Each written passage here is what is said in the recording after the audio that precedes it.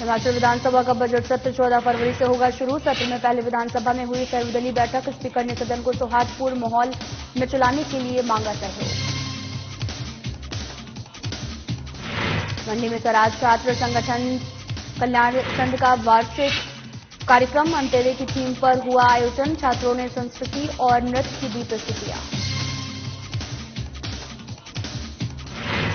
सोलन में बीजेपी प्रवक्ता विवेक शर्मा ने की प्रेस कॉन्फ्रेंस। बजट सत्र को लेकर सुक्खू सरकार पर बोला हमला। कहा सत्र में बेरोजगारी, शिक्षा और स्वास्थ्य से के उठाए जाएंगे मुद्दे। शिमला में बीजेपी नेता रणधीर शर्मा ने कांग्रेस पर साधा निशाना। जनता को गुमराह करने का लगाया आरोप। कहा गारंटियों को पूरा करने में सुक्खू सरकार रही विफल।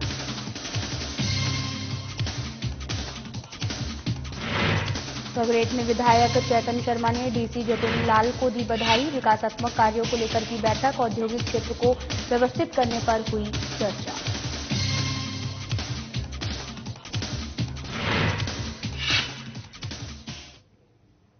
नमस्कार, मैं हूं आपके साथ अंकिता पाल। ब्रीडिंग की शुरुआत करते हैं। हिमाचल प्रदेश का विधानसभा बजट सत्र 14 फरवरी से शुरू होने जा रहा है। वहीं सत्र से पहले विधानसभा में सर्वदलीय बैठक हुई। बैठक में स्पीकर ने सदन को सौहार्दपूर्ण माहौल में चलाने के लिए सहयोग मांगा है और कहा कि सभी को विषय के हिसाब से पूरा बोलने का समय दिया जाएगा। साथ ही ये भी बताया कि विधायकों ने अब तक 830 प्रश्न विधानसभा को भेजे हैं। वहीं सर्वदलीय बैठक में नेता प्रतिपक्ष के नाम आने पर संसदीय कार्य मंत्री हर्षवर्धन चौहान ने भी सवाल उठाए और कहा कि किसी सीनियर विधायक को भेजना चाहिए था।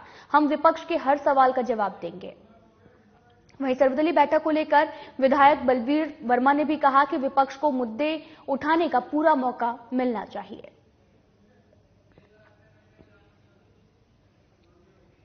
में सर्वदलीय बैठक हुई है। इस बैठक में हमारे विपक्ष के नेता पूर्व रहे मुख्यमंत्री आदरणीय श्री जयराम ठाकुर जी ने आना था। उनकी एक क्षेत्र में कोई कार्यक्रम की वजह से, व्यवस्था की वजह से वो नहीं आए। उन्होंने मुझे ऑथराइज किया इस मीटिंग के लिए और इस मीटिंग में हमने माननीय अध्यक्ष से यही कहा है कि विपक्ष को ज्यादा से ज्यादा समय दिया जाए। ये जो बजट सेशन है, यही एक विपक्ष के पास अपने अपने चुनाव क्षेत्र की और हिमाचल प्रदेश की पूरी बातें रखने का एक हमारे पास प्लेटफॉर्म होता है। जयराम ठाकुर जी जो है अपने निजी कारणों की वजह से, कुछ व्यवस्थाओं की वजह से, बिजी शेड्यूल की वजह से नहीं आ पाए। उन्होंने दूरभाष पर मेरे से ये बात की थी, मैंने भी उनसे बात की और उन्होंने फिर अपनी तरफ से बीजेपी पार्टी, लेजिस्लेटिव पार्टी की तरफ से श्री वर्मा जी हमारे जो हैं बलवीर सिंह वर्मा जी, उनको अधिकृत किया। वो आज की इस मीटिंग में उपस्थित थे। विस्तृत रूप से हमने इस सेशन जो है ये ठीक ढंग से चले, हमने विस्तृत रूप से इसमें चर्चा की है और हम सरकार की ओर से चाहते हैं कि विपक्ष जो है एक पॉजिटिव रोल अदा करे, सकारात्मक रोल अदा करे और हम विपक्ष के हर जवाब देने को तैयार हैं। क्योंकि पिछला एक साल जो हमारी सरकार का रहा है, क्योंकि ये हमारा दूसरा मुख्यमंत्री जी का ये दूसरा बजट जो है वो पेश करने जा रहे हैं। रूप से उनको कोई वरिष्ठ विधायक, उनके जो सीनियर लोग, उनको भेजना चाहिए था। क्योंकि एक इस सर्वदलीय मीटिंग की गरिमा है और उस गरिमा को बनाए रखना जहां सत्ता पक्ष का और सरकार का कर्तव्य बनता है, वहां विपक्ष का भी एक कर्तव्य और जिम्मेवारी बनती है। वल्लभ महाविद्यालय स्वराज छात्र कल्याण संघ के वार्षिक कार्यक्रम अदंत में बतौर मुख्य अतिथि नेता प्रतिपक्ष पूर्व सीएम और स्वराज के विधायक जयराम ठाकुर ने शिरकत की है। आपको बताते चले कि 2018 में इस संघ की स्थापना स्वराज के छात्रों ने की थी, जिसके दौरान ये भी कार्यक्रम हर साल आयोजित किया जाता है। इस कार्यक्रम के दौरान छात्रों ने स्वराज से जुड़ी हुई संस्कृति और नृत्य की बेहतरीन प्रस्तुतियां दी हैं। वहीं नेता प्रतिपक्ष जयराम ठाकुर ने स्वराज के उत्कृष्ट लोगों को सम्मानित किया है। कार्यक्रम के दौरान जयराम ठाकुर ने कहा कि अब स्वराज विधानसभा में शिक्षा का स्तर बढ़ रहा है। उन्होंने छात्रों से बेहतर भविष्य और राष्ट्र निर्माण में भूमिका निभाने को लेकर प्रेरित किया। साथ ही ये भी कहा कि आज देश का नेतृत्व पीएम मोदी कर रहे हैं। आज अंतर्राष्ट्रीय स्तर पर कोई भी फैसला पीएम मोदी के बिना नहीं होता है। उन्होंने ये भी कहा कि देश की दशा वर्तमान में सही है और संघ को आश्वस्त किया कि संघ को बड़े पैमाने तक पहुंचाया जाए। नेतृत्व तो हमको आज के इस दौर में मिला है नरेंद्र मोदी जी के, जिन्होंने अपने जीवन का कण कण पल पल क्षण क्षण जो है वो समर्पित किया है राष्ट्र के लिए, और एक लक्ष्य को लेकर के ये भारत दुनिया के मानचित्र पर एक स्वाभिमान के साथ खड़ा होना चाहिए, पहचाना जाना चाहिए। इसके लिए आज हम इसमें सफल हैं। एक दौर ऐसा था जब अंतर्राष्ट्रीय मंच पर भारत के प्रधानमंत्री मौजूद तो होते थे, लेकिन कोई उनकी तरफ गंभीरता से न देखता था न बात करते। हिमाचल प्रदेश में 14 फरवरी से बजट सत्र शुरू होने जा रहा है और वहीं बीजेपी प्रदेश सरकार को बेरोजगारी, शिक्षा और स्वास्थ्य के मुद्दे पर घेरेगी।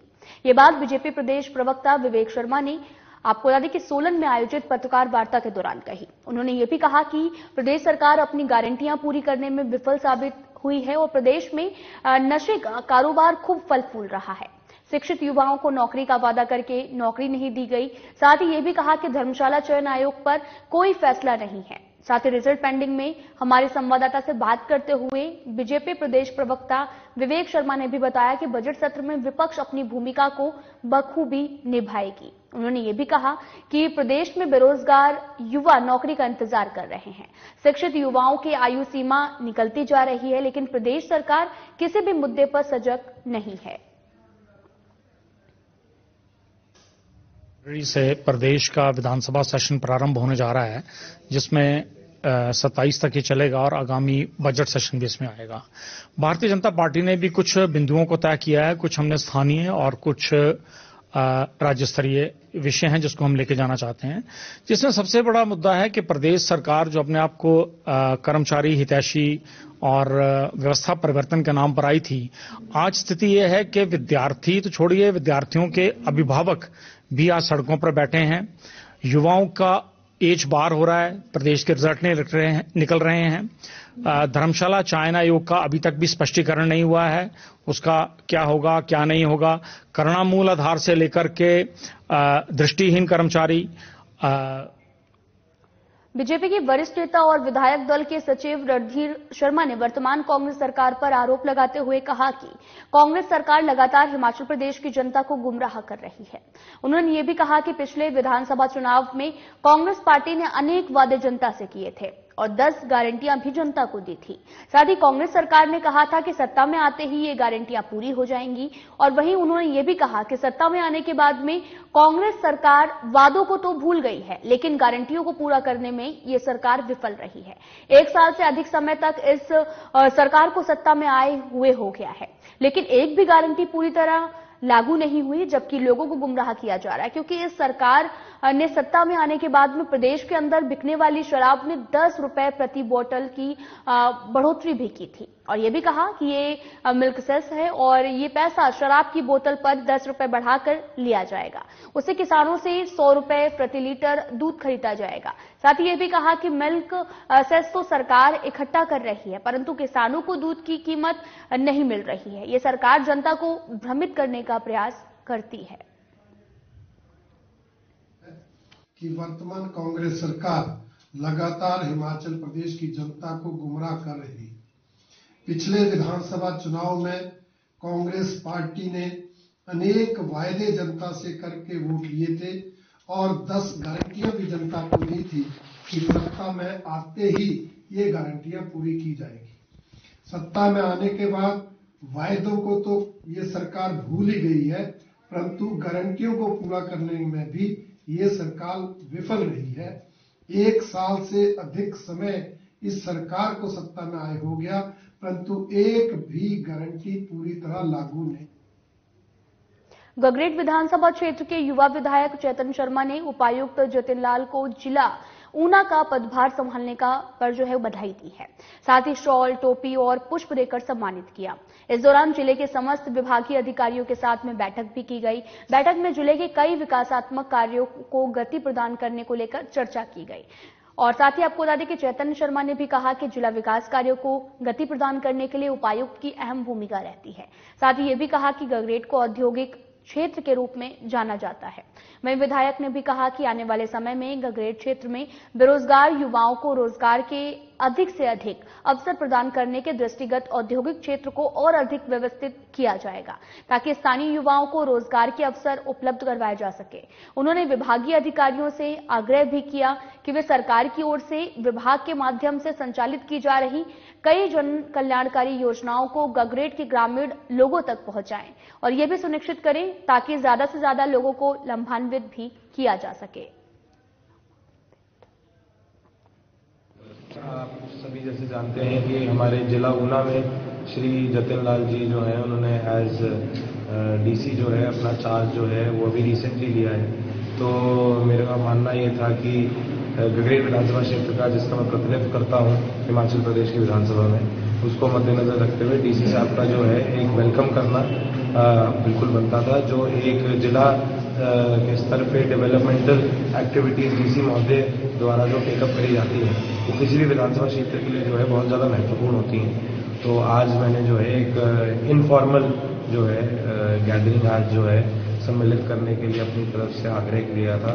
मैं सारे के सारे हमारे की लाइन डिपार्टमेंट्स के हमारे एससीज, हमारे डिप्यूटी डायरेक्टर्स, जिला स्तरीय और भी जितने भी हमारे सारे विभागों के संबंधित अधिकारी हैं जो आज यहाँ पर इस हमारे हिमाचल प्रदेश में एक बार फिर से मौसम का मिजाज बदलने वाला है। आपको बता दें कि मौसम विज्ञान केंद्र शिमला के मुताबिक 17 से 20 फरवरी तक हिमाचल प्रदेश के ऊंचाई वाले इलाकों में बर्फबारी की संभावना है, जब तक मध्यम और मैदानी इलाकों में इस दौरान बारिश होगी। हालांकि सप्ताह भर से हिमाचल प्रदेश में मौसम साफ बना हुआ है और इस दौरान न्यूनतम तापमान में 2 से 3 डिग्री की बढ़ोतरी भी दर्ज की गई है। मौसम विज्ञान केंद्र शिमला के वैज्ञानिक संदीप कुमार शर्मा ने भी बताया कि 17 फरवरी से हिमाचल प्रदेश में पश्चिमी विक्षोभ सक्रिय होने से मौसम में बदलाव आएगा, जिसका ज्यादा असर 18 और 19 फरवरी को देखने को मिलेगा। इस दौरान हिमाचल प्रदेश के शिमला, कुल्लू, चंबा और मंडी, लाहौल स्पीति और किन्नौर जिला के ऊंचाई वाले इलाकों में बर्फबारी होगी, जबकि निचले क्षेत्र में बारिश की भी संभावना है। जैसे पिछले 24 घंटों में मौसम मेनली ड्राई रहा है और जो तापमान है, जो न्यूनतम तापमान है अर्ली मॉर्निंग वो सामान्य चल रहे हैं। और हालांकि जो दिन के तापमान थे वो पूरे प्रदेश में ही थोड़े सामान्य से अधिक से 2 से 3 डिग्री। आगामी देखिए 5 से 6 दिनों की बात करें, देखिए आज 12 और 13 तारीख को एक फीबल WD जरूर है प्रदेश में। इसके चलते क्लाउडिंग भी रहेगी पूरे प्रदेश में। हालांकि जो इसकी जो एक्टिविटी है वो जैसे डिस्ट्रिक्ट चंबा, लाहौल स्पीति, किन्नौर वहां। फिलहाल इस बुलेटिन में इतना ही। नमस्कार।